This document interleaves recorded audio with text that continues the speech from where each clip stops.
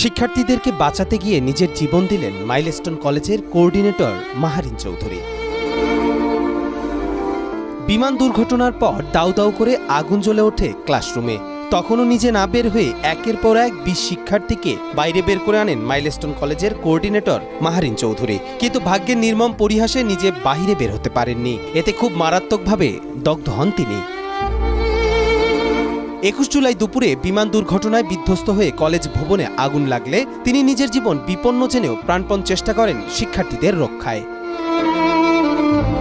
দগ্ধ অবস্থায় ক্লাসরুমে ছুটে গিয়ে প্রায় ২০ শিশু শিক্ষার্থীকে নিরাপদে বের করে আনেন তিনি। তবে নিজেকে শেষ রক্ষা করতে পারেননি। আগুনের গ্রাসে ৮০% পুড়ে যান তিনি। এরপর গুরুতর অবস্থায় তাকে নেওয়া হয় জাতীয় বার্ন ও প্লাস্টিক সার্জারি ইনস্টিটিউটে।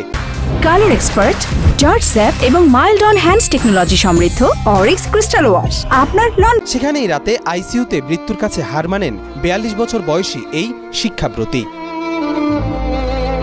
তার ভাই মুনাফ মুজিব চৌধুরী সামাজিক যোগাযোগ মাধ্যমে বোনের মৃত্যুর খবর জানিয়ে লেখেন, আমার বোন আমাদের মায়ের মতো ছিলেন। জীবনের শেষ মুহূর্তেও অন্যের সন্তানদের বাঁচাতে নিজের জীবন উৎসর্গ করেছেন। মাহারিন রেখে গেছেন তার ২ পুত্র সন্তান ও শোকাহত এক পরিবার।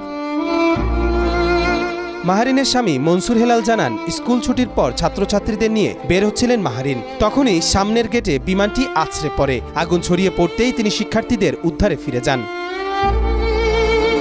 মাইলস্টোন ট্র্যাজেডিতে এ পর্যন্ত প্রাণ হারিয়েছেন ২৮ জন, আহত হয়েছেন শতাধিক। তবে শিক্ষিকা মাহারিন চৌধুরীর আত্মত্যাগ হয়ে থাকবে মানবতার দীপ্ত এক দৃষ্টান্ত। কবির চৌধুরী জয়, মাই টিভি, ঢাকা।